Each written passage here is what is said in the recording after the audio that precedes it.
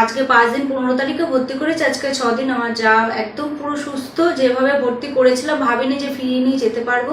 সেখানে দাঁড়িয়ে থেকে আজকে আমাদের পেশেন্ট একদম সুস্থ, আমরা খুব খুশি। আমি বারাসাত থেকে এসেছি আমার যাকে ভর্তি করতে, প্রতিভা রানী সাহা। অ্যাকচুয়ালি ওনাকে প্রাইভেটে আমি দেখেছিলাম ডক্টর চিন্ময়ানন্দনাথ স্যারকে। উনি বারাসাতেই চেম্বারে বসেন। ওনাকে দেখানোর পরে উনি এখানকার অ্যাড্রেস দেন। এখন আজকে 5 দিন 15 তারিখে ভর্তি করেছে, আজকে 6 দিন। আমার যা একদম পুরো সুস্থ, যেভাবে ভর্তি করেছিলাম ভাবিনি যে ফিরিয়ে নিয়ে যেতে পারবো। সেখানে দাঁড়িয়ে থেকে আজকে আমাদের পেশেন্ট একদম সুস্থ, আমরা খুব খুশি। ওভারঅল সব ঠিক আছে, কোনো সমস্যা নেই। নার্সিংহোমে যে ফেসিলিটি যা দেওয়া হয়েছে আমাদেরকে মোটামুটি সব ঠিক আছে, কোনো সমস্যা নেই। সেখান থেকে আমরা হ্যাপি। ডক্টরের কথা তো বলা নেই, ডক্টর স্যার চিন্ময়ানন্দনাথকে সত্যিই আমি খুব পছন্দ করি। কেন আমার আশেপাশে যে কটা পেশেন্ট পাই আমি ওনার কাছেই নিয়ে যাই, কেন আমার ওনাকে খুব ভালো লাগে। উনি একজন ডক্টর নয়, অ্যাকচুয়ালি উনি পেশেন্ট পার্টির সঙ্গে পুরো ঘরের বাড়ির মানুষের মতন কথা বলে, যে ফ্যামিলি।